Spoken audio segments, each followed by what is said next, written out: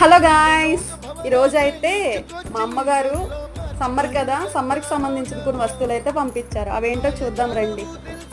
పెసర వడియాలు, మజ్జిగ మిరగాయలు, పిండి వడియాలు, గుమ్మడి వడియాలు, మామిడికాయలు, బాదుషా స్వీట్,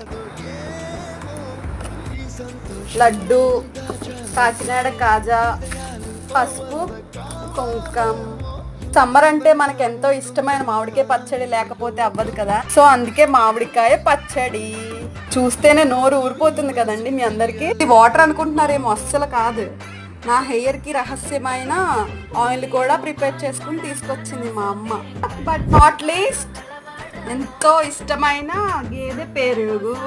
వావ్! సో ఇంత కష్టపడి ఇంతలా చేసిన మా అమ్మకి, నాన్నకి చాలా థ్యాంక్ యూ. వదినకి, అన్నయ్యకి బాల్సా